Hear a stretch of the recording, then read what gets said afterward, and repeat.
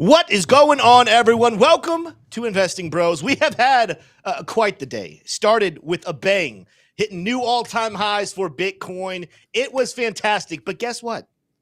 Like we predicted, rejection at that level has happened. We're going to be taking a look at the chart, seeing what Bitcoin is doing. We also will be entering a community trade, which is really hard here on Bitcoin. Our community did vote. We're going to be trading Bitcoin today.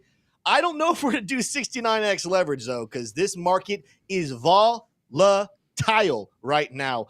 We just touched below 60,000 here, crossing almost all the way below $59,000 within the last couple of minutes. Right now, while we are hovering back at 62,000, we warned you even earlier today, watch out for the volatility. It turns out our predictions were dead on, but that's not even the worst of it. We saw Cardano dropping below 60 cents, Solana dropping below $120. We saw massive bloodbath, not just in Bitcoin, but in crypto as well. And we're going to be taking a look at what that means for the future. However, that's the negative. It's a good day. New all-time high was hit on Bitcoin. We're still sitting at $62,000. We're going to be talking about and predicting when you might be expecting $100,000 to come into Bitcoin's price action. It's not going to be tomorrow. I'll go ahead and let you know that. But it would be sooner than a lot of you guys think. If you just joined us from the blockchain basement, welcome. I see you guys are coming in here. So glad to have you here with the Investing Bros. Before we jump into all of the meat and potatoes of what's happening in Bitcoin and crypto right now, I do have to introduce my co-host for the day. That is Mr. T. Shroom from down there in Gainesville, Florida. T. Shroom, how you doing today? Well, Tim, I'm doing better than I deserve, and I've got the quote of the day right here. We're going straight into it. To lose patience is to lose the battle. Mahatma Gandhi with a hot banger here. What do you think about that one, Tim? That's a good one.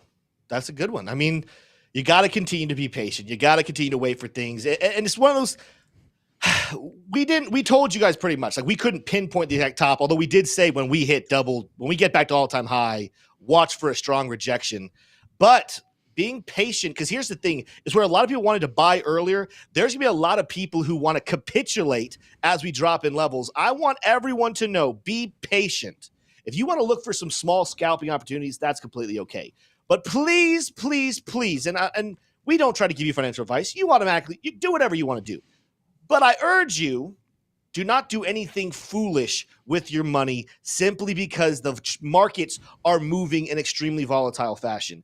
This was to be expected. The best thing you can do is find yourself a nice little hook, grab on, hold on, because the chaos isn't done yet. But do not be FOMOing in, fudding out, because there's a lot of action happening on the charts. This is the best time to sit back, grab some popcorn, and relax, because Bitcoin pumps are coming. The question is when. You just need to be patient. Yep, absolutely.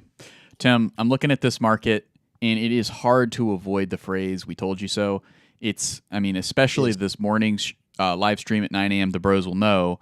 I literally in the intro was saying, I'm delaying my DCAs.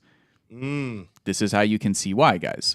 And one thing to be sure here, Tim, what I'm starting to think is that there could potentially be this, when the Bitcoin miners lag, it's a sign for the market that Bitcoin probably has another 5-10% to run up, and then that's when we'll start to see a correction. Now, I will say we're not there yet. We're only 12% down, so this is definitely not a correction, but it is a bit of a pullback that we've kind of been looking for, waiting for, predicting, wondering where the heck it is. Finally, we found it. What do you think about that, Tim? The Bitcoin miners being a little bit of an early indicator. I'll tell you I can put a little more meat on the bones of that theory as well. Yeah, I think there's some meat there as well. I think that the miners have some of the best understanding of what's happening in the world of supply and demand, of course, because they're the ones producing the supply. We also predicted potentially a little bit of a cool-off running into the halving, and then after the halving happens, the miners are going to have a heyday, especially some of the bigger ones, and the prices are going to take off once again. We're going to cover all that in our predictions. I technically did cover it a little bit in today's afternoon video. Here's what I do need to say, though, and I want the chat to chime in here. T-Shirt and I were talking before the show. We have noticed it doesn't seem like people really want to see Bitcoin videos on our channel, right? It's when Bitcoin's in the live stream, you guys seem to like it. But it seems like every time we title a video, a pre-recorded video of Bitcoin, no matter what we talk about in there, you guys don't seem to want to watch that. Let me know in the comments. Is that your thought? Are you guys more primed to watch us talk about Bitcoin in the live shows rather than in the pre-records? Should we keep those pre-records just talking about altcoins? We want to serve you guys. Ultimately, the bros are here to help you guys as well as to get that content out there. So want to do whatever you guys want to see. But in the video I made today at noon, I actually gave a prediction. I'm going to go ahead and sum it up in today's show as well, in case you missed that video.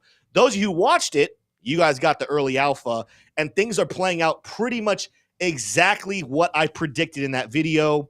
We'll talk more about that here in a second. Now, we're rallying here right now. We probably need to get into our community trade here, and we're going to lower it. We did have our community tell us that they wanted to do a 69x. We're going to corral that because of the volatility, and we're going to go with a measly 30. Now, this is what I love to see. There's going to be some volatility here, but on the 5-minute, that is a very bullish candle that we have right here on the Blofin charts, which, by the way, shout out to Blofin, a sponsor of the channel. I've seen a lot of people trading on Blofin now using our link. If you want to enter to win giveaways that we have here on the channel, we've been doing giveaways every week using the Blofin winnings. Go sign up with our link down below. What I'm loving seeing here, MACD is about to cross bullish. Let's see what we're seeing on the normal chart here as well, and then we'll enter our trade. 15-minute chart, we did hit our take profit of our stop loss. A strong order right here. What are we on? Are we on confirmation? Or are we on contrarian? That's confirmation, so that's a great call right there. Let's see what contrarian is saying here on these lower time frames using Lux Algo.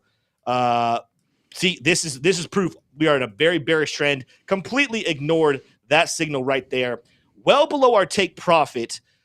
I'm very tempted to say we should enter a long here, but the question is, how far can we go? Let's do it. What we're going to do, we're actually going to do a little bit of market order here, ladies and gentlemen. I'm going to go ahead and put in an order. We still have an order block way back there. I'm going to sit here and see if we can get into it. I'm going to put an order back in here at 61. Let's go 61,277. We're going to put an order right there, so we might not enter it right off the bat, and then we're going to look to be taking profits somewhere back up towards 64,000. So let's do that. We're going to limit order here. We're going to go, what did I say, 61? Let's go 61,277. 61,277. Nice. That is our order. We're going to be longing this. Let's do a take profit at 64,000 just to be safe. Yeah, and we'll do a stop loss. We'll do a stop loss a little bit below this one, significantly low, just in case they try to liquidate it. Let's just go 58,000 even. 58,000 even is our stop loss. We're going to go $15 here because that's been the level it's been giving us here. It won't let me do $10, so it's, that's your little, my gift to you guys, an extra $4 into the trade. And here we go. We're entering a limit order. It will not trigger until we hit that level, but I think there's a decent chance we come back down. There is our community trade of the day. Let me know in the chat, do you guys like that trade? If you guys want to do trades just like that, check out two of our sponsors, Lux Algo. You get your 30-day money-back guarantee if it's not making money for you, but I guarantee it will because this thing has been absolutely lethal. And check out Blofin, not only just to trade, but also to enter to win some giveaways we have here on the channel. T-Shroom. Yes. Let's check out what we have going on here. I did see RSI Hidden Divergence, Crypto Glassworks said. Hidden Divergence. Let's see. Hidden Divergence. What time frame might you be? He might be talking about a long time frame, like a 4-hour or a daily candle. Now, there is hidden on the, well, not really. It's kind of hidden. It's somewhat hidden, but I'm not going to call that extreme. Interesting. Subtle. Yep. Okay, here, if you go way back here, let's turn off Lux Algo for just a second. They call it hidden for a reason, Tim. Yeah, it's a weak divergence for sure, but it is hidden. Hidden, by the way, guys, is a continuation bullish divergence. We might not get in on this trade because it is pumping, but I'm going to stick to my guns. I'm going to hold on to that because you never know with these volatile movements. Very easy to come back down to this level. Could reject on that 20 on the 5-minute, the 20 SMA and come back down. So I'm going to hold on to that, but we'll keep you guys posted here. Let's check in on how the markets are moving here today because it is chaotic. One of the things I have to do, I am going to have to come back in here. Go ahead.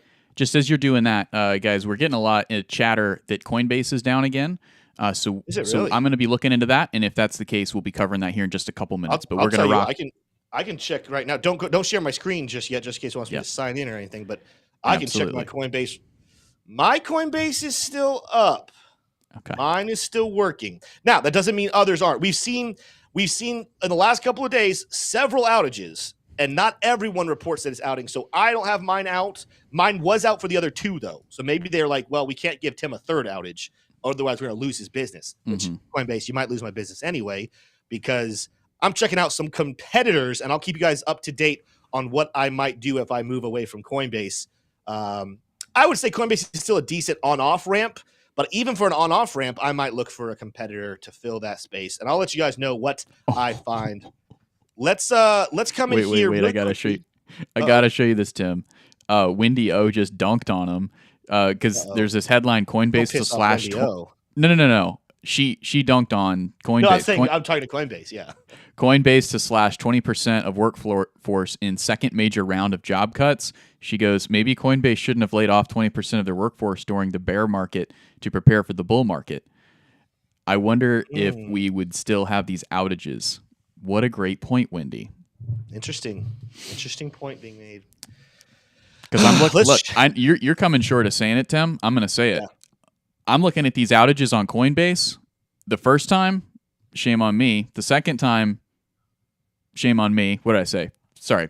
First time happens once, shame on them. Second time, shame on me. George Bush got that wrong in a major speech, so I'm just impersonating George Bush.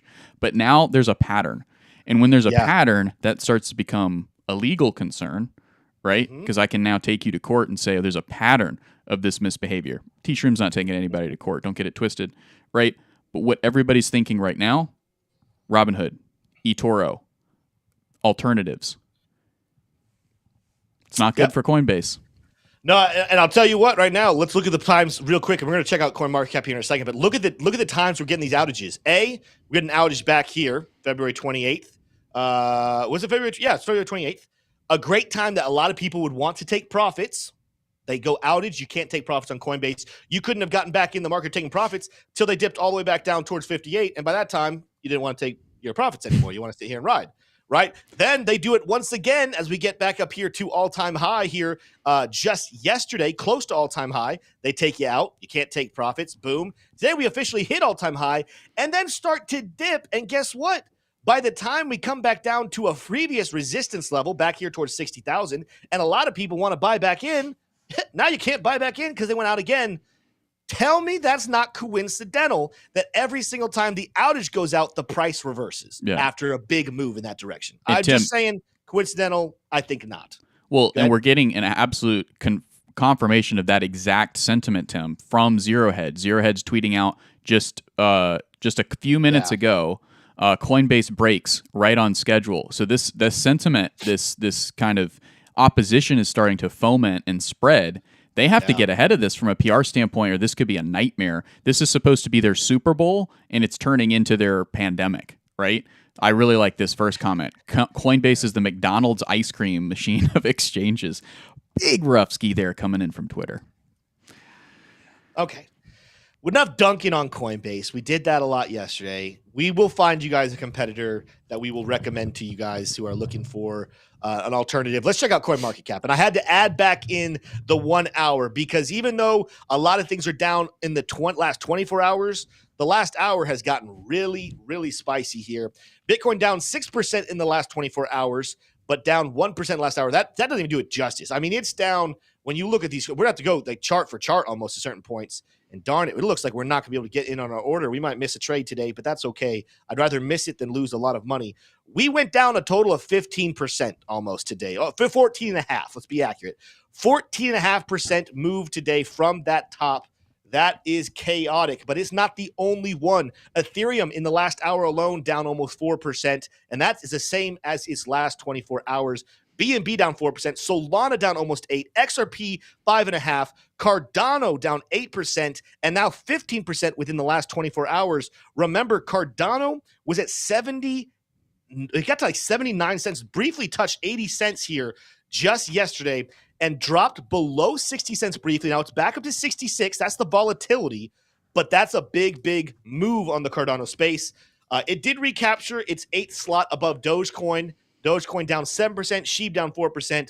Big movers right here. Let's take a look. Is there anything positive in the last hour, 24 hours that's not a stable coin? Let's go with our top. Let's go 24 hours. Yes, The last Stark. 24 hours, Starknet still up 20%. Theta still up 15%. Yeah. But look at these. These coins are down big in the last hour. Here's a couple. Let's go. Green coins in the last hour. Dog with hat. People rolling their people taking their profits of other coins, rolling them in a dog with hat. Interesting stuff. But then quickly, after you get past 2, not a single coin's up more than 1%. Not a lot of green here. In the last 24 hours, while we do have a couple, the majority of these tokens are down within the last hour, and even more so if you look at hours before that. Let's see our big losers 24 hours, though. This is where we're going to see some fun ones. Bonk, Floki, Pepe, Dogecoin, top 4, all pretty key meme coins. Remember, we told you guys this. And again, T-Stream put it out pretty nicely.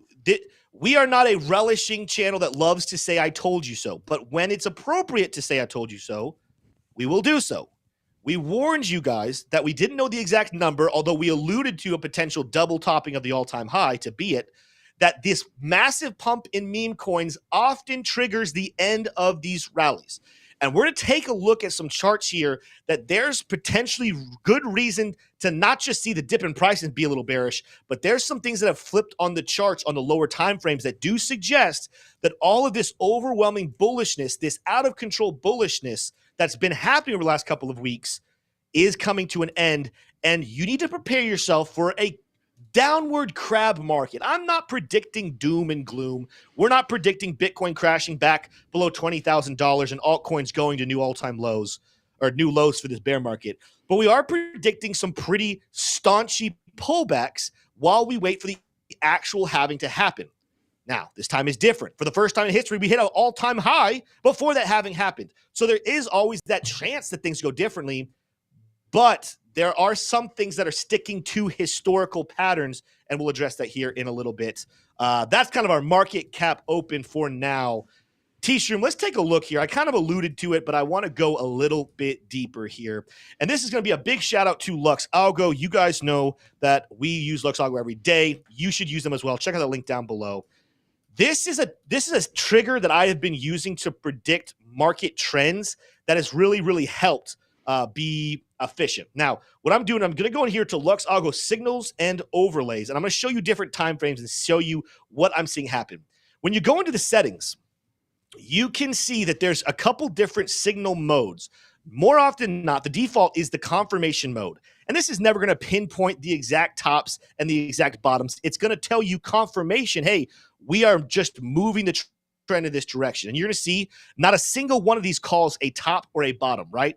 It predicts bullishness a little bit after we gone to the bottom. It predicts bearishness a little bit after we gone down. But notice on a larger time frame, 4-hour chart, and that's not super large, but it's large enough that almost every single one of these bearish signals just was not landing very well at all, whereas the bullish ones were actually hitting pretty well, triggering shortly after a rally, a big rally would come after. All right? When you change the setting, though, they have a cool setting here that's called contrarian, meaning this one's actually going to try to get ahead and predict the exact flips. Watch how terrible the bearish calls have been here recently. Look at this one right here, calling bearishness right before a massive rally. Look at this one as well, massive rally. This one as well, had a little delay and then big rally. But when I look at the bullish ones have actually been pretty good calls that are marking out bottoms that if you traded according to those, that would be very good. Why is that? In a bull trend, the bullish prediction is going to be the better predictor. However, what we are seeing slowly but surely, even though this one on the 4-hour chart actually might end up being a good call, as I get to these lower time frames, and it's not just Bitcoin, I'm going to show you on other altcoins as well. We haven't had it actually here on Bitcoin, so I'm going to have to show you the coins. Look at how here more recently, after having perfect calls borderline here on the hourly chart with perfect bottoms, this one missed it pretty badly. Let's take a look here at one that is doing almost exactly what I'm talking about. Solana, after hitting this high back here in February, has flipped from calling the bottoms perfectly to now the tops are being called perfectly on the hourly chart. Cardano, kind of same thing.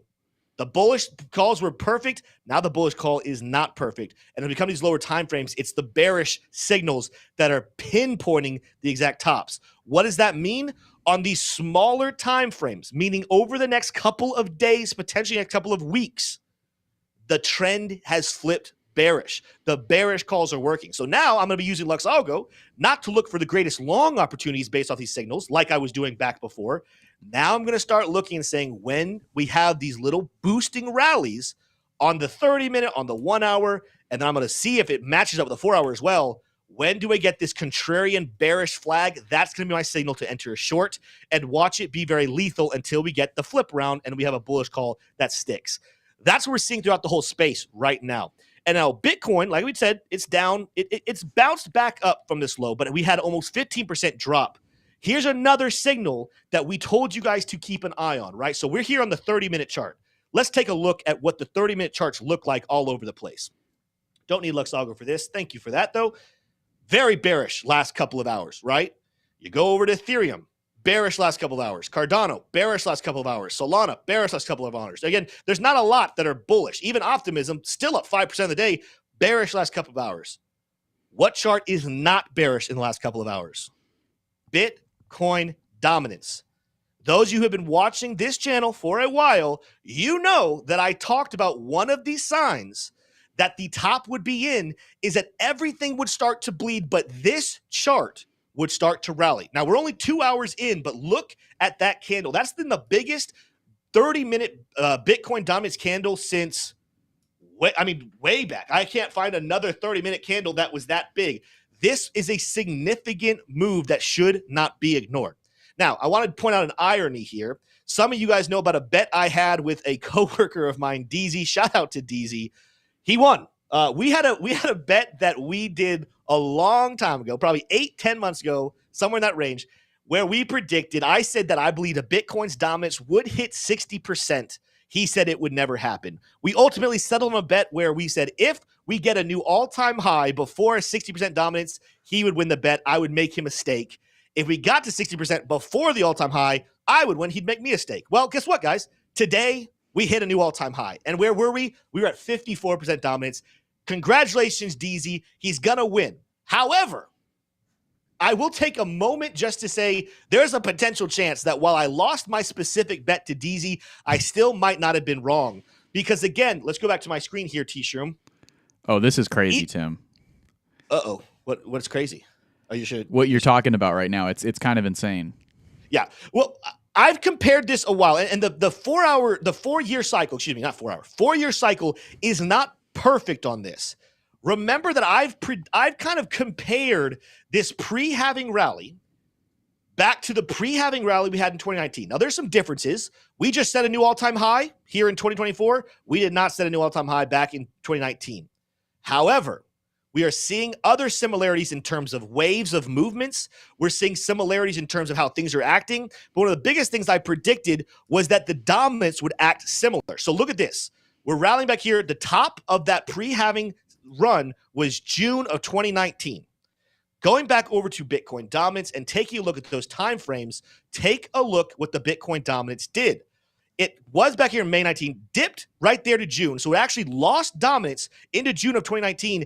And then look at where the Bitcoin dominance did a massive amount of movement. In fact, it actually ended up rallying the Bitcoin dominance another 27%. When? After that pre-halving cycle ended and altcoins and Bitcoin began to bleed back. Bitcoin falling 50%, altcoins falling, some of them upwards of 70 to 80%. Bitcoin dominance skyrocketed. Am I predicting a 27% rally in Bitcoin dominance? No, I am not. But am I saying that now that we have hit new highs on Bitcoin, and actually several other altcoins have hit new highs, and we are starting to see a pullback with the Bitcoin dominance growing, do not be surprised if we still hit a 60% dominance on Bitcoin within the next couple of weeks. Even though I lost the bet to DZ, I'm still watching and predicting. I think that as we start to make moves sideways and downward, you're going to watch altcoins massively outpace Bitcoin as they currently already are, and we're going to see the Bitcoin dominance shoot to the upside and get as high as 60%. Who knows? Maybe even higher. Now, later on in the video, we're going to come in here and I'm going to show you my prediction. What some of you probably clicked on this video talking about, hey, Tim, we're dipping right now. When does 100,000 happen? We're going to get into that during the conversation part of the show. So that's coming up here. We are going to get into some news and conversation. We'll save some time for Q&A at the end. But if you're enjoying the show so far, make sure you smash the like button. We have over 300 people in here right now. Thank you so much for choosing Investing Bros. Please, even if you plan on never coming back, just hit the subscribe button. That's just a nice thing to do. It really helps us. We're getting closer to 10,000 subscribers. Hit that subscribe button, and who knows, maybe you'll like it and you'll stay for forever because you love the Investing Bros. Either way, like it, subscribe. T-Shroom, what do we have in the way of news and conversations to talk about today? Well, Tim, we have some breaking news, and you've probably already seen this today. Facebook, Threads, and Instagram are back online after a major outage. Apparently, this is a global outage as well, not just in the United States. The outage occurred on the same day as the Super Tuesday presidential primaries in the U.S., when 16 states and one territory head to the polls. The disruptrons presented a problem for the presidential campaigns, which rely heavily on platforms such as Facebook and Instagram to reach voters. But it didn't stop there, because Taylor Swift had a huge million-ton opinion to drop on this. She has a hot take, the hottest take. Taylor Swift's Super Tuesday message urging her Instagram followers to vote on Super Tuesday divided her fans. Voters in 16 states and one territory are heading to the polls today. We already know that part. She said, "I wanted to remind you guys to vote the people who most represent you into power, Tim." She's talking to the Tims of the world, not to vote on some crazy harebrained idea. Vote for who represents you most. If you haven't already, make a plan to vote today. Swift wrote, whether you're in Tennessee or somewhere else in the U.S., check your polling places and times at vote.org. But she said this on Instagram, so how many people saw it? Probably not a whole lot. Tim, what is going on here? I have another article to follow this, but I want to hear your take so far. Is Taylor Swift the new Ben Shapiro here? What's going on? Real quick shout out to Canadian XRP owner giving a donation here, 20 Canadian dollars, saying, "Here's help for the stake." LOL, great show, guys. Thank you so much, Canadian XRP owner. That means a lot. I wonder where he's from, and I wonder what kind of I wonder what coins he owns. Yeah, exactly. Yeah. As far as Taylor Swift, we've had this conversation before. T-Shroom's a Swiftie. He even shares the same initials as Taylor Swift. I am not a big Swift fan, and there's a lot of reasons why I'm not a Swift fan. But here's what I will say. The fact I put this article in here, I thought it was funny. First of all, we've talked about it before, but it's also extremely stupid in the fact of when it says it divides her fans. What? I'm not a Swiftie, right? I don't like Taylor Swift, but break down for me the offensive part of this quote. She doesn't give a recommendation. I think we all know who she's voting for. I think we all know who she would want her fans to vote for, but she doesn't say who to vote for. She actually says, you choose for yourself who you think best represents you. So the fact that this has divided her fans is absolutely ridiculous and absolutely stupid. I think for once in very rare times, I'm in complete agreement with Taylor Swift. This is what I would tell people, even though I know who I'm going to vote for, and I think most people have a good understanding of that. I have no disrespect for the people that vote the opposite way. I think you should vote for the person who most represents you. You might be completely wrong. You might not be voting on the right person that's going to actually help our country, but that's between you and your ballot box and the people that – never mind, I'm not going to get into that part. But you know what I'm saying. You guys can vote for whoever you want. Ultimately, that's the right and the thing that every American should embrace. Who is getting angry at Taylor Swift for saying that? That's what I want to know. It's people who don't think that you should vote based on who represents you. They think that you should vote based on ideology. You should vote for the person you most hate. Yeah. That's what it is. I think so. Shout out to Matt C. said, get a side salad and some potatoes too. Yeah, maybe. Yeah. DZ does like to be healthy, so maybe I should do that. And so we're obviously putting like a light spin here on an otherwise very troubling headline. With Facebook and Instagram going down. But it is a deeply troubling headline because it comes at a time where there's a lot of speculation in the United States of some kind of grid event, right? This is something that's been going around in more than just the rumor mill. And it has a lot to do with this article. FBI Director Chris Wray warns Congress that Chinese hackers are targeting U.S. infrastructure as U.S. disrupts foreign botnet Volt Typhoon. Right, so the U.S. has been doing some work to take down a major hacking group, a botnet, and it looks as though in that process they've uncovered that Chinese hackers are targeting U.S. infrastructure. And this was from January 31st, right? So to see, it was just last week, I believe, Tim, where AT&T, cell towers went down. They came right back up. Great. Probably no harm done. There's been downtime in cell towers before. But then all of a sudden, the following week, Facebook and Instagram are down for 2 hours, unaccessible at a time when Americans are going to the polls and voting for who they think represents them most. There's some dots here that are very easy to connect. We're a crypto show. We don't need to connect them. Bitcoin is better than governments. It's decentralized, and it doesn't rely on human beings who have human interests. I have human interests, right? In most cases, I'm going to make decisions based on my interests over yours, right? So why are we trusting humans to be looking over the interests of everyone when we have decentralized technology? That's the overall question, and the market is obviously making a very firm answer to the upside by voting Bitcoin. All-time high. Yeah, I would say so. I would think so for sure. Well said, dude. Sherm. Any other stories? Any other breaking news happening today? We've got a couple more stories, Tim. In fact, we've got about 5 hitters that I can't seem to close the tab on many of them. They all are pretty interesting. So a couple more stories here, but they're not breaking. They're just bullish. So Tim, let's go ahead and dive right on into the charts. Why don't we? Well, yeah, we hit the charts here a little bit. You're saying you want to go ahead and dive on in and make Bitcoin 100,000. When is Bitcoin going to hit $100,000? Topic is what we want to discuss. I think so.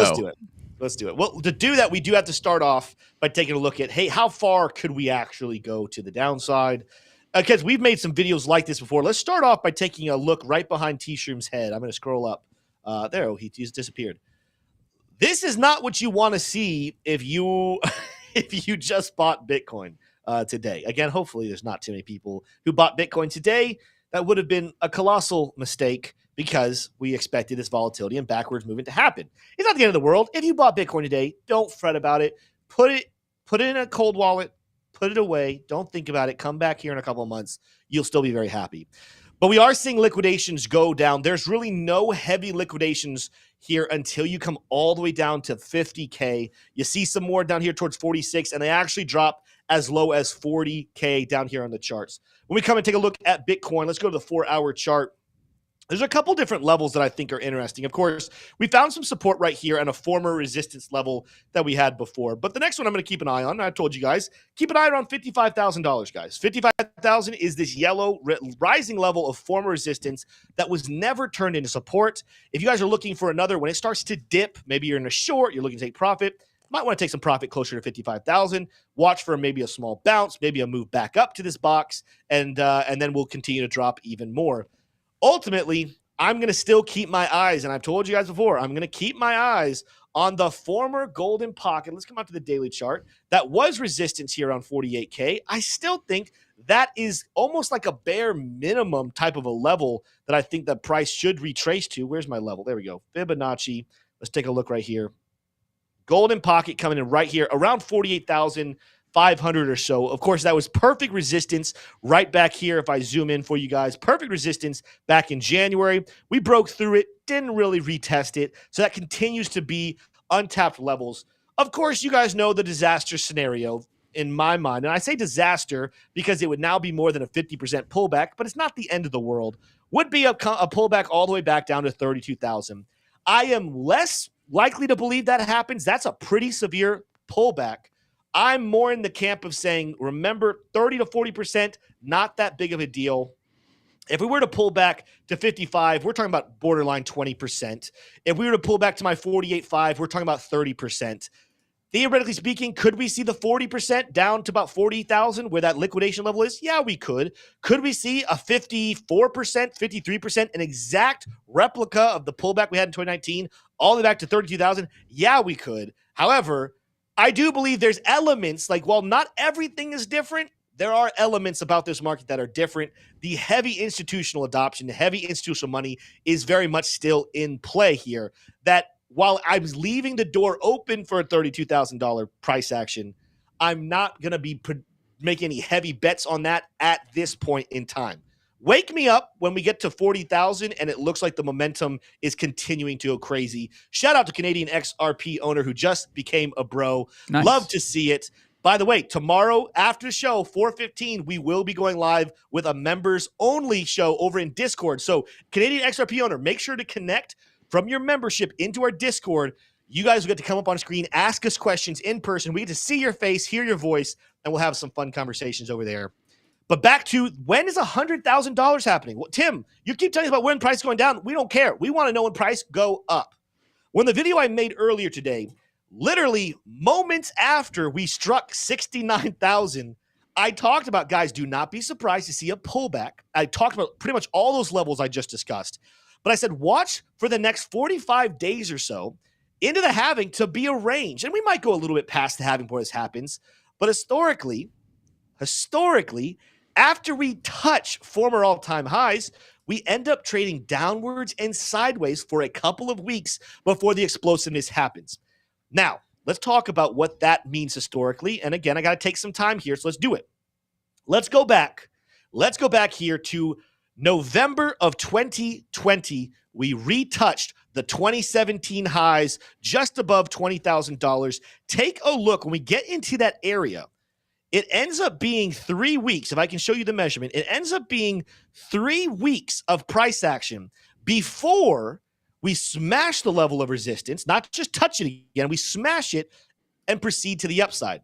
What's even more fun, if you want to take a look from there, is after that day happened and we smashed through the former resistance, within the next 24 days, Bitcoin would go on to 2x, rallying well above 20,000, as high as $41,500 before it had a significant 30% pullback, right? We're talking about, we hit former all-time high, we have 3 weeks of sideways downward price action, then we break through and have 3 weeks of 2xing of Bitcoin price. Am I predicting that's going to happen again perfectly like that? No, but I want you to be aware of the timeline. You touch previous all-time high, you wait a couple of weeks, and then you get very, very explosive thereafter. Let's go to the previous time before that, and we'll kind of just end with this scenario. We come back and we actually, similar to like what we just did, and I've compared, got to go back to here, actually, sorry. I've compared this most recent action to looking a lot more like what we did back in July of 2015, 2016. But back here in 2017, as the bull market's taking off, notice that we briefly break the former all-time high set in December of 2013, but we hesitate in that area. And guess what happens, ladies and gentlemen? After touching that area, even though we had some wicks go a little higher, we had to wait, and I did not grab the tool correctly, so forgive me. We had to wait 53 days. I'm not the greatest mathematician, but that's less than 2 months. We're talking about 5 weeks of sideways action, downward sideways action. And then after hitting and smashing through those all-time highs, let's take a look at what happens within the next, let's see how many days this is, because I did not memorize the number, so forgive me. Within the next 47 days, Bitcoin would go ahead and rally at a whopping 129x. So again, you have your touching a previous all-time high, a couple of weeks, a handful of weeks, trading downward and sideways, and then over the next couple of weeks, amazing explosive action to the upside. Now, in both those cases, Bitcoin more than doubled in a very short timeline. The prices were way lower. I laid out that scenario yesterday that, theoretically speaking, if we repeat history, that would mean an $140,000 Bitcoin by the summer of 2024. Is it possible and doable? Yes, it is. But that would mean that we would be going from the current market cap of Bitcoin, which if we go to CoinMarketCap, let's take a look. What is the current market cap exactly? $1.2 trillion. We would be shooting up well above, we would be adding over $1 trillion in a couple of days. I'm not saying impossible. I'm just saying, is that really likely? However, something that I do think is likely is the $100,000 mark. And in fact, when you get into price discovery mode on any coin, sometimes the best indicator to use, because you're in price discovery. We've never been here before. You can't find former levels of support and resistance. The best indicators to use is Fibonacci extension. And one of the most significant levels to keep an eye on is the Fibonacci extension's golden pocket, the 1.618 to 1.615. That's sitting up here at $102,000 from that former all-time high. That is Not 100%. That's not going to be a double, but it is going to be a 50% rally to the upside. That, my friends, is absolutely doable. And the fact that we hit a former all-time high, we beat it here before the halving, I still think very heavily that we might have had this little priced in. Now that the excitement is here and we've wasted a lot of that excitement on, hey, like what's next? Don't be surprised to see a repeat of history where we spend a couple of weeks trading sideways. And for kicks and giggles, let's just go ahead and put it out. Guess what's a couple of weeks away, guys? 45 days, 44 days, the Bitcoin halving. I'm going to predict that the price is going to stay within this level. We're going to trade sideways. And then shortly after the halving, within a matter of 2 months, month and a half to 2 months, 44 days of sideways action, 44 days of upward action. I believe that sometime in June, we will see an $100,000 price for Bitcoin. It actually could be a lot higher, but I'm keeping myself a little conservative with this. This is what I'm looking at for being the correct price action. Someone said my Fibonacci settings are set to linear. Caleb Franzen said, I adjusted them a little bit ago. Caleb Franzen, shout out to him. I'm pretty sure these are, well, they're linear because I'm on the logarithmic chart. Actually, he is right, but they're on the logarithmic chart. So I think I go back and forth, Caleb. If you think I should switch them, I've heard, just like Elliott Wave, I've heard 1,004 different ways to use your Fibonacci levels. In case you guys are wondering what he's talking about, these are the settings of Fibonacci. You turn on Fibonacci levels to watch on scale. It changes everything. The golden pocket on Bitcoin now, it ended up coming in down here at $39,000. In that case, we're talking about 100,000 being closer to the still a significant Fibonacci level, the 1.236. The golden pocket on, if I'm using the logarithmic chart plus the logarithmic Fibonacci level, that would put us up to 180,000 being the extension's golden pocket. You guys do what you will. I've gotten pretty comfortable and I've had some mild success with Fibonacci tools using the linear chart with the logarithmic chart, but you guys decide for yourself what you want to do there. Everyone kind of uses that differently. Caleb Franzen clearly, let's see, if I go like this, it doesn't change really anything. Yeah. We'll have to have another conversation. Caleb Franzen is going to have to come on again very soon and explain to us what his thoughts are about Fibonacci. But again, as a whole, there's our prediction, guys. June, I think $100,000 by June of this year. Love you too, Caleb. Love you forever, and can't wait. I actually have a conversation with him tomorrow. Can't wait to have it. Hopefully, always spend time with him. Hopefully, we all of us in June will be sitting pretty out on a boat, out on some water somewhere, just sunning like a cool cat. Tim, I really like that analysis. 100,000, right? I'm all for it. Now we've had some pretty interesting chats. I1 said I'm in for another run, but going to pull half out around 100K Bitcoin. Sorry, I don't mean to bring the chat down. So you're not bringing the chat down. It's a good comment. So taking profit at any level, right, is not a bad idea. Nobody's gone broke taking profit, right? Yeah. What I'll say though, what I told my mom this morning, she called me. She's like, "Should I sell my Bitcoin? All-time high." And I said, "Well, why do you want to sell it?" She said, "Well, because I want to go on a trip, and I want to use the money that I've made to go on a trip." And I said, "Okay. Do you have enough money in dollars to go on that trip?" She said, "Yeah." Okay. I said, So you want to sell something that is more valuable than dollars, becoming more valuable than dollars every day. You want to swap that for flight tickets when you have dollars that you could swap for flight tickets." And she said, "That is really good reasoning. I will not sell." So now we're not at 100,000. You know, it's a different situation than when we're at 100,000. When you want to take profit, you take profit. It's your personal finances. But I ask the question, what are you rotating into that you think is going to do better? Now, there's pharmaceutical companies on the stock market every single day that are doing 30, 40, 80% in a day. If you know of an asset that's better to rotate into, then by all means. But there's not a lot. There's not a lot of assets out there to just go ahead and rotate into out of Bitcoin, especially right now. So that let me tell you, T-Shroom, like addressing I1. Let me tell you the thoughts that I have of where I would be okay with taking in $100,000. That's what I prepared for. I have a plan for that money. I'm not just pulling it out and then that's sitting on the sideline doing nothing. I have said that I know what I've invested in Bitcoin. When it hits $100,000, I have enough money to do X. Buy another house, to put into real estate, get in the real estate game, buy a company, buy X, buy a Y. I have a financial plan with that. Or B, You've done your risk analysis and you're saying, I am not confident about the moves above 100,000. So I'm going to play it safe by taking profit. And ultimately, even if Bitcoin goes on to go to 200,000, I trust my plan that while I might have been wrong that time, it was based off of proper risk to reward management. And I'm still happy that I took my profit instead of riding the entire bull market back down and losing out. If that's how your attitude is, that's where your brain is, go for it, my friend. I will never fault you. But if you can't tell me with certainty, and you're going to be slightly disappointed, but if Bitcoin goes to 200,000 and that would upset you, I would urge you, and he said 50%. So actually, I'm not even against his thought here. I would urge anyone who's thinking 100% take out at 100,000, but it would upset you for Bitcoin to go to 200,000.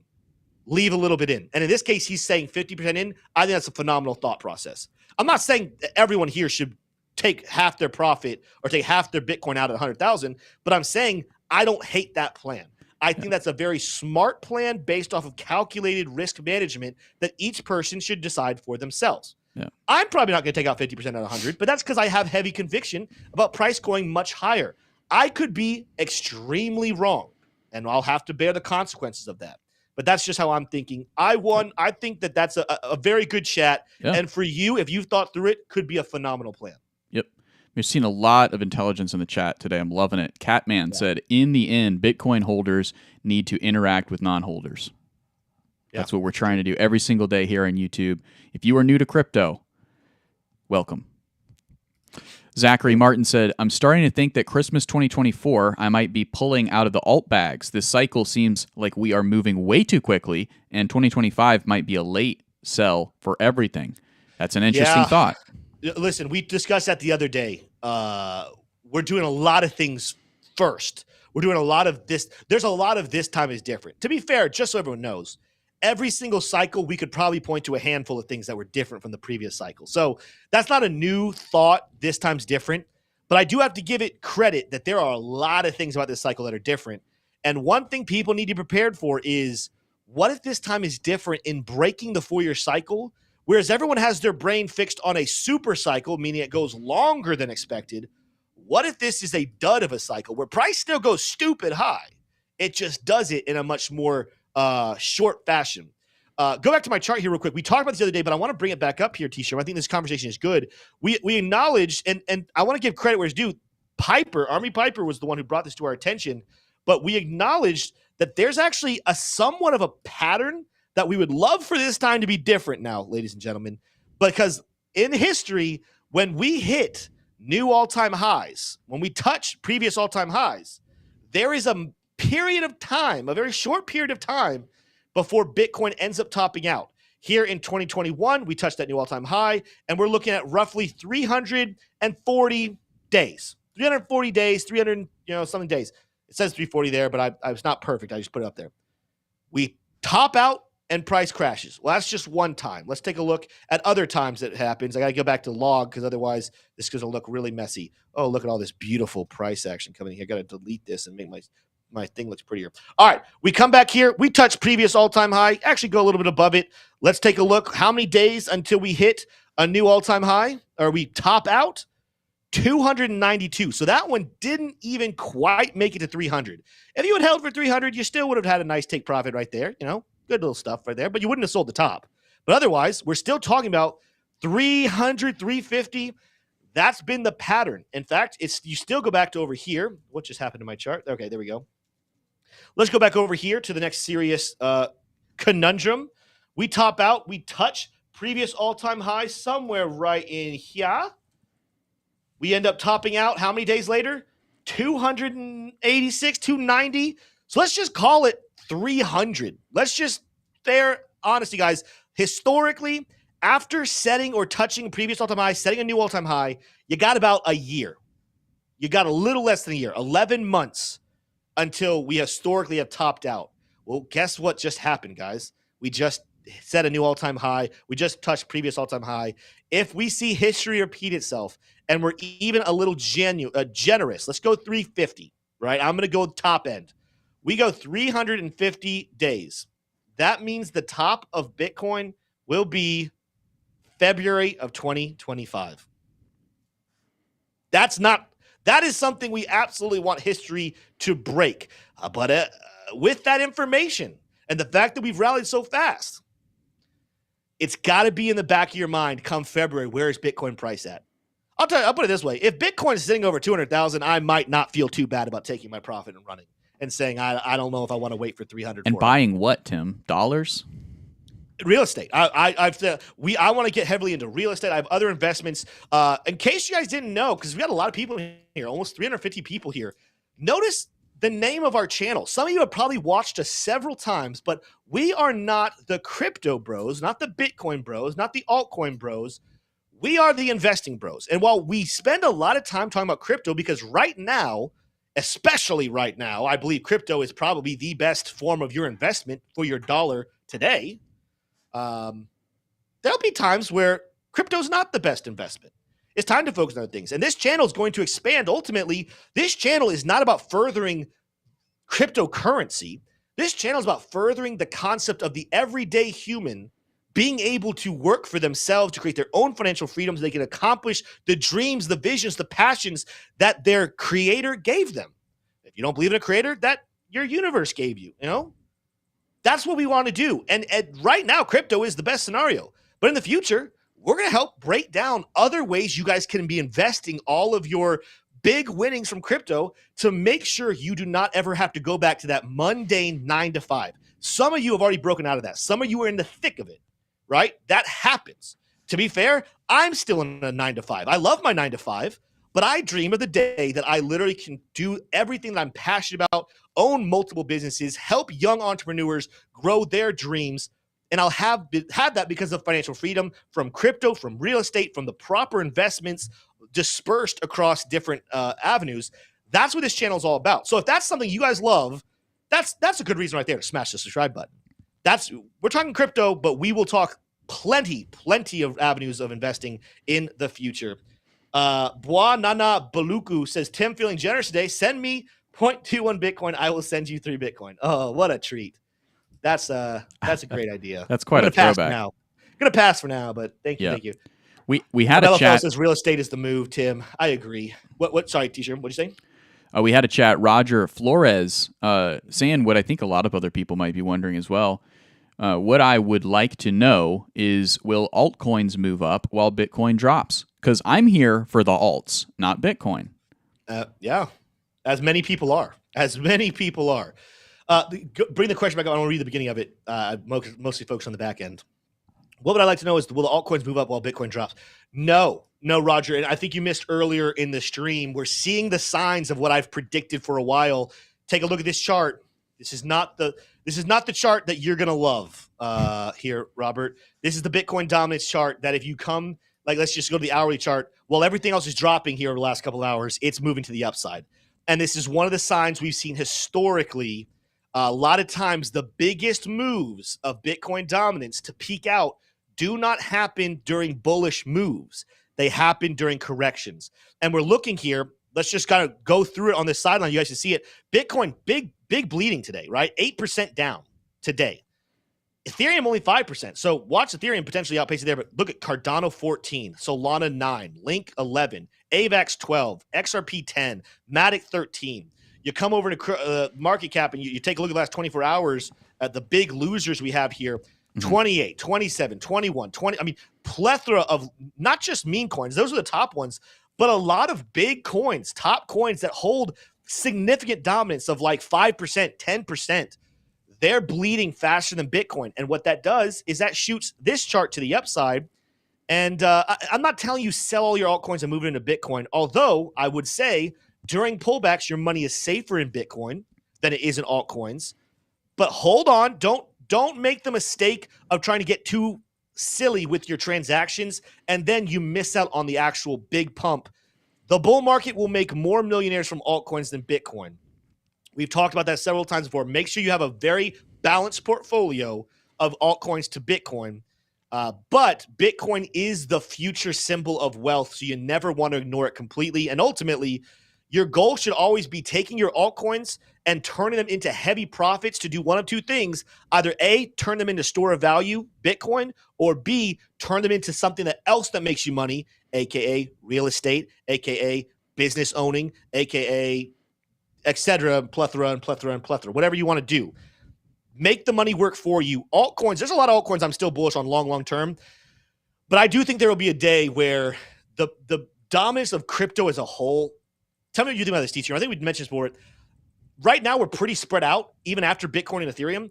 I think there'll be a day where really there's only 4 or 5 cryptos of significance.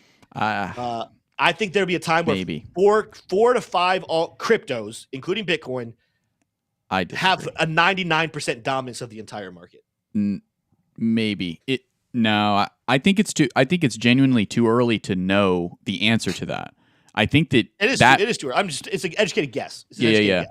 Of course, it's too early. I guess what I'm saying is like if it is going to go one way or another, we don't even know. There could be a third way, like because the whole thing is like the U.S. government and the stock market. They're not like this, right? They're like this. Okay, so one goes down, the other goes down, right? Then you have complete global decentralized currency paired with the internet, and it's all perfect. Is there chaos during that time? You bet your bottom dollar there's chaos. However, there's always going to be another side. Humans, they're bad at a lot of things, but they're really good at adapting, right? So over time, there would be fixes, right? There would be a lot of wounds, but there would be fixes and there would be healing. The other side of that, I think that there's infinite. There continues to be infinite cryptos because it's how you lock down ideas to capital and people and identities. And so when Mark Zuckerberg, well, there's so much here. There's a lot of things that we wanted to cover. We have stories. We have a factoid of the day. I might call an audible and cancel the factoid of the day today, unless you disagree, Tim. Conversation. I mean, it's up to you. Chat as a whole. I mean, only a couple people commenting, but not necessarily agreeing with me. And I love we'll have that as one of the topics tomorrow for our members only stream. Yeah. And I might have been small with 4 or 5. Maybe I could stretch that to 6 or 7. But A to A saying 500, I don't think so. And I'll explain more during memberships. But I think that as things mature, you lessen the options. You don't create more. And I'm not saying there won't be 10 million cryptos out there. I'm saying when you add the total crypto market cap together, and then you take like the top 5. So let's stretch it to 6 or 7. I'll stretch it that far. But I think 99% of the total market cap will be within that top. I mean, just so you know, right now, to get the top 99%, you're not stretching that much further than like the top 20. Are you talking about that number's going to keep shrinking? Are you talking about in like 50 years, 100 years, 200 years? What do you because that's important too, right? I'll predict when I think that blockchain technology becomes more mature. Mm-hmm. In which case, we're talking about, I would say anywhere between at earliest next 10 years, latest we're talking about 20, 30 years at most. Yeah. But I even the updates that blockchain has in the last 3 years, like if all these developers, what they know now about blockchain, they would have never dreamed. They would have thought it taken a much longer time to understand it 3 or 4 years ago. Every single year, the whole market's getting smarter, more developed. But what you're still seeing is this funnel, and there'll become a point where I'm not saying there's not reasons for layer 2s and different small things that get market caps of a couple hundred million, maybe a couple hundred billion. But guys, the crypto market cap is going to be in the, dare I say, pushing hundreds of trillions of dollars. I mean, the dollar's going to keep sucking. So that's going to be one reason. The more the dollar inflates, the easier it is to do that.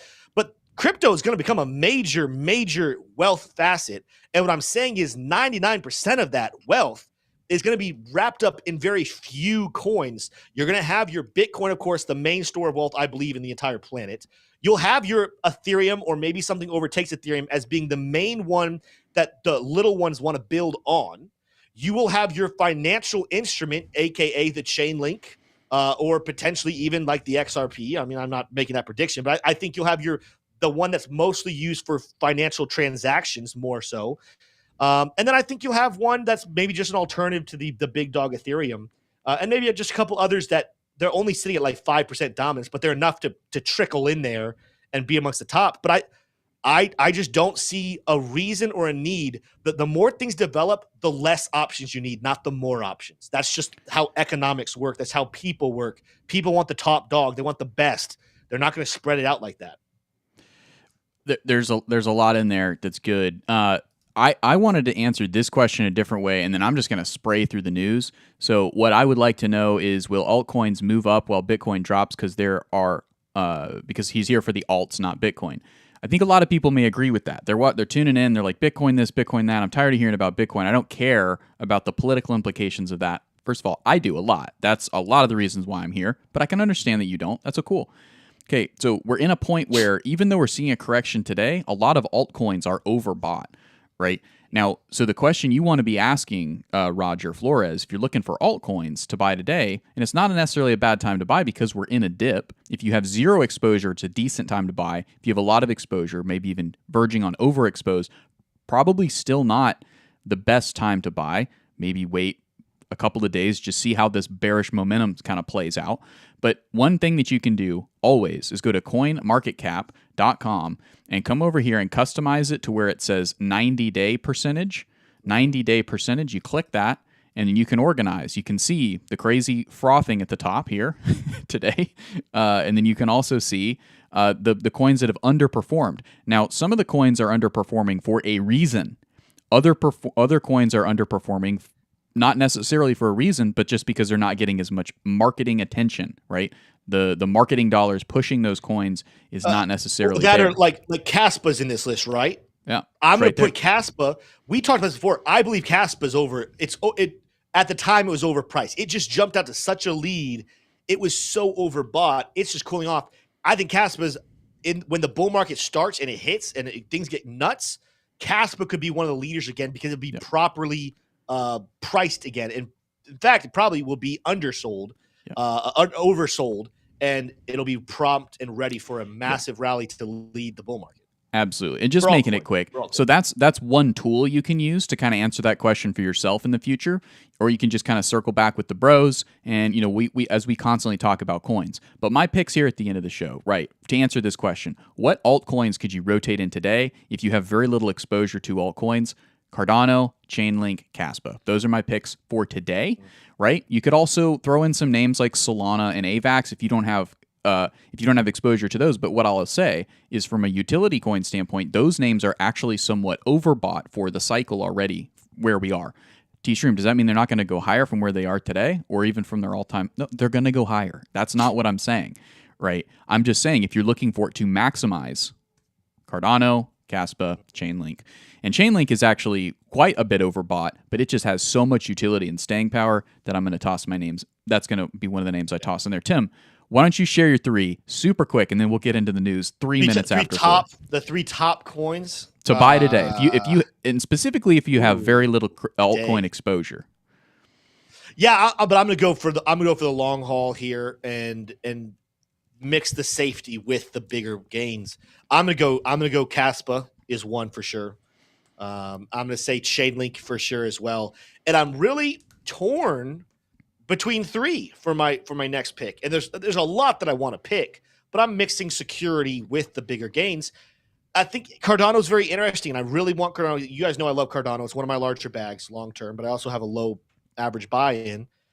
If I had to choose today, though, I'm taking a look at AVAX and Solana and how explosive they can be in this bull market, and saying that those ones have to be in that conversation. I wish I could stretch it to more and buy all, what is that, 5?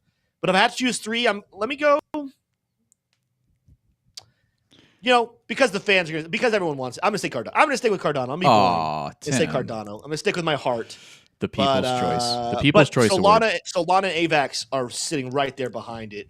And the truth is, I think Solana might have better. I think there's a good chance Solana has the best gains of those three. I think Chainlink and Caspa could be two of the top performers in this bull market. Zachary Martin yelling out Matic, an excellent choice. Matic's another one. Excellent choice. We created a portfolio with 36 coins or something that we actually feel very, very good about. We should talk about that this Saturday.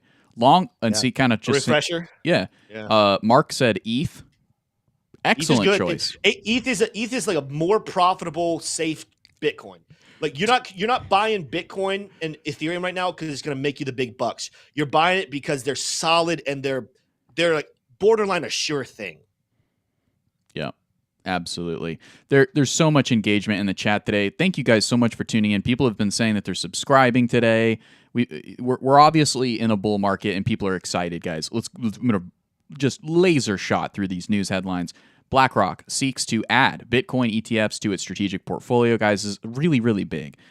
BlackRock's now turning around to their customers and saying, hey, you're already in these funds, strategic fund, their AI fund, real estate fund, and saying, hey, the strategic fund is going to get a Bitcoin allocation. Get ready.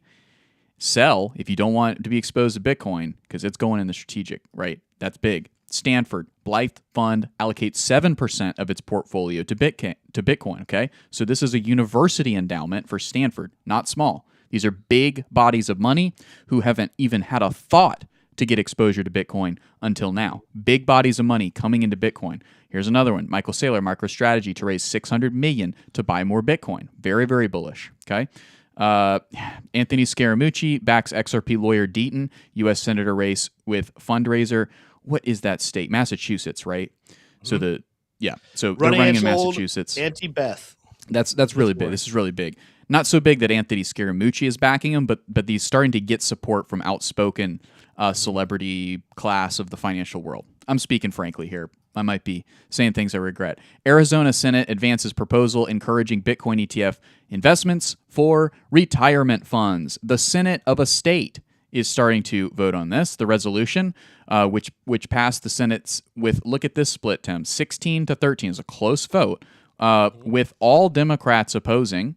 Not a huge surprise there, a little disappointing, but is now under consideration by the state House Ways and Means Committee. Okay, so what is this? Another big body of money? It is a big another body of money. So it is, and what does it do? It prompts the ASRS and another institution to prepare a comprehensive report assessing the feasibility, the Assers and the Pispers, and the potential benefits of integrating spot Bitcoin ETFs into state pension funds. This is the very biggest one, in my opinion. I think BlackRock's customers, in their clients, actually may pale in comparison to state pension funds, especially California and I believe it's Texas. The pension funds in states are trillions of dollars being managed. It is when you add them all up, it's absolutely insane. These are the types of fund managers who they hear Bitcoin and they're like, you might as well be asking them to go watch a horror movie with their infant. It doesn't even process. No, I would never buy Bitcoin for a pension fund. That is changing, and that is extremely bullish, right? These are the types of headlines that are causing that super cycle narrative to be interesting, right? That Bitcoin could be on its way to 1 million, 10 million this cycle. T-Shroom, are you saying that that's going to happen? No, I'm not saying that's going to happen. What I'm saying is that these headlines, which we're all getting them on the same day, they're showing a cracking open and openness from the biggest managers of money in the world, right? And full stop. And that's bullish. And if you sold today, if you sold Bitcoin, might be a decision you may want to rethink. Good stuff. Very, very good stuff. Well, T-Shroom, let's wrap up the show here with some good old Q&A. We're gonna skip the factoid day. We're gonna give the factoid day a little bit of break. We've had a fantastic show, been a lot of fun, great conversation, great stuff. Again, if you want to be a part of our members only stream tomorrow at 4:15 Eastern Standard Time, right after the show, make sure you join the membership down below. We have a couple of things we got to discuss with the members down there. Let's see what the chat wants to talk about as we wrap up the show. Bitcoin, in my humble opinion, according to Lou, will not go below 60,000 again. It will consolidate, making minor moves up to the all-time high and should be up there in a matter of days. Good take. I mean, it's possible. I find myself disagreeing, Lou, but that doesn't mean you're wrong. It already closed on the minute charts below 60,000, though. But I think he means from here on out. I think he thinks that okay. I'm speaking for you, Lou, here, but I'm assuming what you're saying is that move we just made to 59 was the bottom, and now we've found our footing. Yeah, and we're just going to slowly trickle our way back up. Fair take. I disagree. I think it's a fair take. Yeah. Matt said I sold 90% of my crypto today. No regrets. Good for you, Matt. If you have a plan. It wasn't Matt C, was it? That's the one person that we do give. No, it was Matt C. To. Yeah. Well, 90% of my crypto. Does that include Bitcoin? Interesting. Matt, we're gonna have to have a conversation. Is that the real Matt? It is. That is the real Matt. Yeah, good follow-up question. Matt C, 90% of your altcoins or 90% of your crypto, including Bitcoin? Kind of surprised, Matt. Risky move. Look, risky move. Far be it from me to ever judge someone on their financial decisions. You want to do whatever you want. You want to go buy a new house. You want to put your kids through private school. Whatever you want to do. It's your money, right? I'm not in this because I feel like I'm part of a team, right? I'm in this because I believe in the transition to a new system, and currency is a big part of that. But it's only a piece, right? It's going to take a lot more leadership, and we're seeing some promising leaders. I will say that, but I don't know that we've seen the one yet that's going to lead us to the next phase. Tim, what else you seeing? Eddie PT is critiquing two of the coins talked about. He said, "What do you mean Solana and AVAX? They already pumped hard, my friend. Cardano is still very undervalued compared to them." Maybe, I read that. I agree with him. I agree with that comment. I read that almost like I was mocking you, and I'm not. Almost. When you say that they're overvalued compared to them, they are. I might have a little bit. So why? Why are you saying from the bottom of the price action? I would say from their proximity to the midline of the Bollinger Band on the monthly chart. That is, I don't feel like that's the proper way of measuring that. That's okay. I don't know that there is a proper way, right? But when we're talking about a cycle, right, where there's a four-year cycle for the supply for the main asset Bitcoin, and then you have the altcoins that kind of flow with it. Solana, Chainlink, and AVAX are much further away from their moving average, their 200-day moving average, right? And therefore they're overbought for a reason, and I don't think that it's a bad reason, but it's overbought compared to Cardano, which I think is underbought for no reason. Or a reason that will change. There's a couple of things I'll say here. What I'll give it is by the hair of its teeth. This to me is probably a better form of saying is it more overextended. Avalanche and Cardano are close. Cardano's sitting currently 79% away from its all-time high. To be fair, the other thing about that all-time high is a lot of people, and I'm going to agree with this, I think that $3.14 high was a little bloated. I really don't think Cardano should have been there, but we'll take it. It's down 79%. Avalanche 74%. So those ones are neck and neck. And here's another point I want to make for you. Avalanche is smaller, and it's not just kind of smaller. I know it's only a couple of numbers behind. Cardano's sitting at number 8 right now. Avalanche is sitting at number 11. That doesn't matter, the ranking system. This is what I'm looking at. I'm not saying Avalanche is going to pass Cardano for sure, but it doesn't have to pass it. Cardano's currently sitting at a $23.5 billion market cap, and it's not quite half, but Avalanche is sitting at 14. Significantly lower. So even though Avalanche doesn't have to surpass Cardano, I believe there's still potentially, if that cat was in the room with me and I had to tell you what's about to happen, I would say I think that there's a bigger return coming for AVAX than Cardano. Solana, you can make the argument, all right, Solana's sitting at a $54 billion market cap, so it's going to be a lot easier for Cardano to pass it. But what Solana has going for it is that this is the bull market. I've said this before. This is the bull market of institutional adoption. And right now, you tell me, I'm not asking what people want. I'm not asking what individuals want. I'm asking, if I'm an institution, which coin am I more likely to invest in, Solana or Cardano? The easy answer, the obvious answer is Solana. So while I do think that Solana, is sitting closer to its all-time high, it's more than double the market cap currently of Cardano, I still think it has a bigger potential to have massive profit because the institutions are going to flock to it. Why? Because it is centralized, because it does serve their purposes. This is the bull market of institutional adoption. I think Cardano is still going to have a very good bull market, but I think Solana is going to have a fantastic one, like an absolutely fantastic bull market. And then who knows if it's still kicking that strong in the future ones when I think decentralization will become a more important facet for investors. So here's how I'll say. I think both can be true. I think that absolutely there's a chance that Solana will outperform Cardano in this cycle, right, by percentage. However, I do think that it is also true that Cardano is underbought compared to Solana.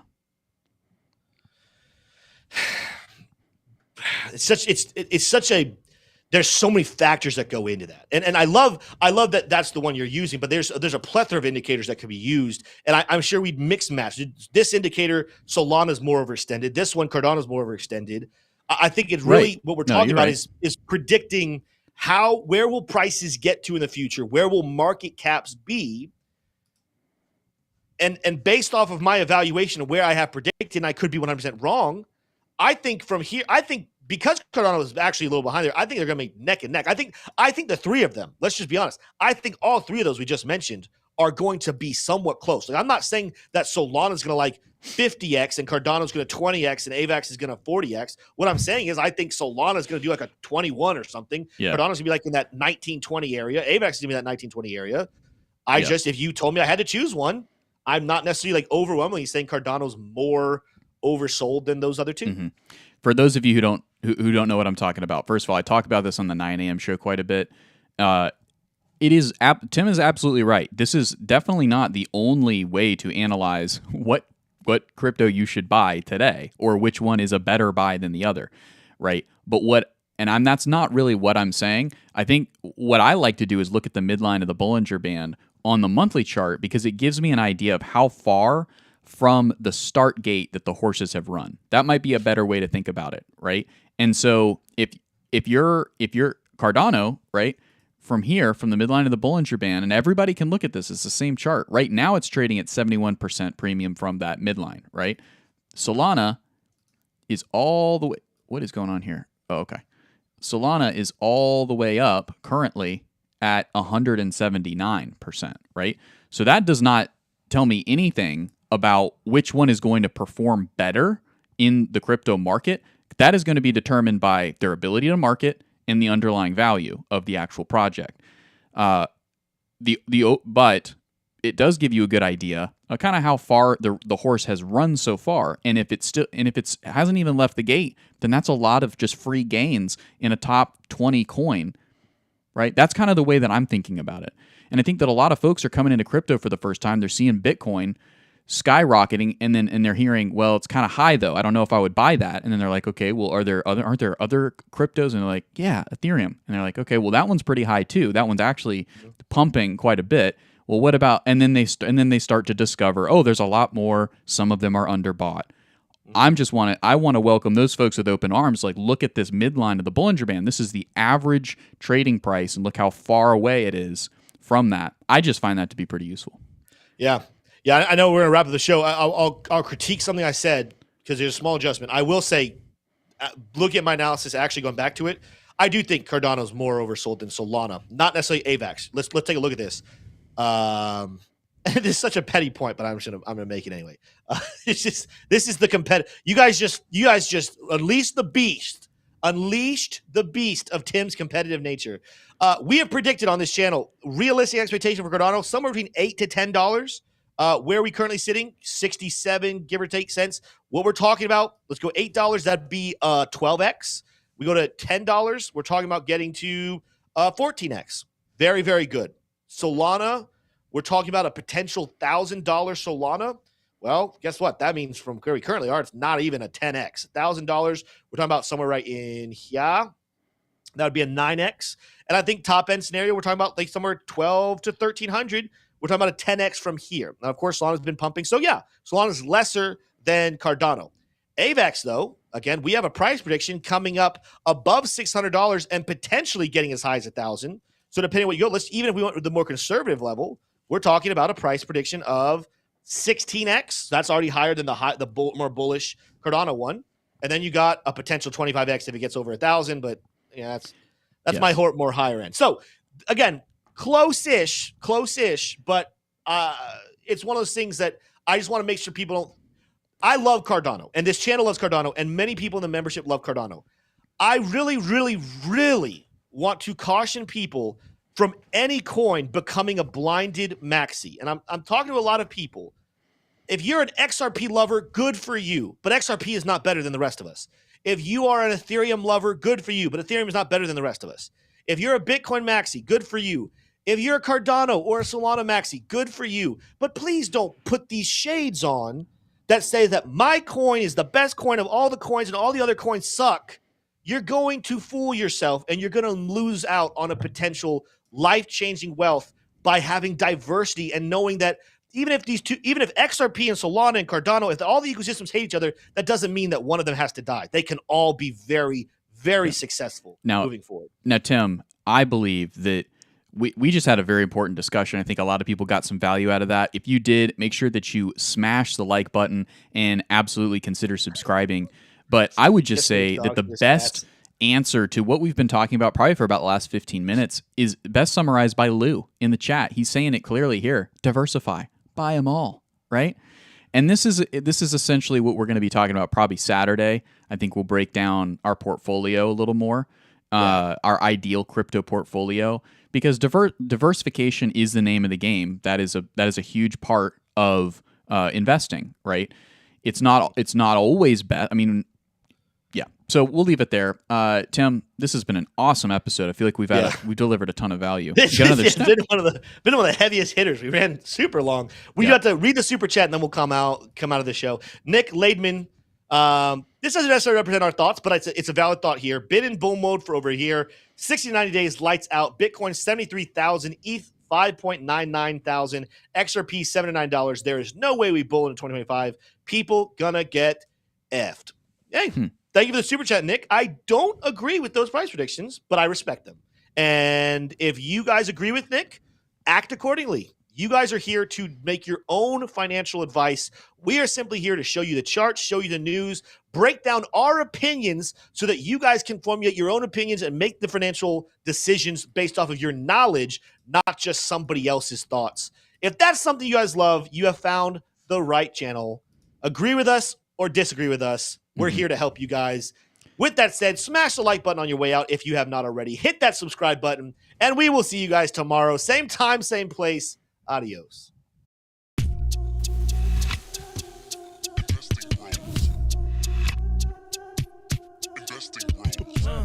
Trying to make paper, turn that better to cake. Money like Lego, connect the dots that bank. We are investing bros. We are investing bros. Army pipe, lethal on trade. Entries and exits, worthy of praise. Tim, the professor of the TA. Shout it out loud on the PA. T-Shrooms news, catch a word. Doing better than what he deserves. Beamer, leave no evidence. Soon fly coop with his dividend. Trying to make paper, turn that better to cake. Money like Lego, connect the dots that bank. We are investing bros. We are investing bros.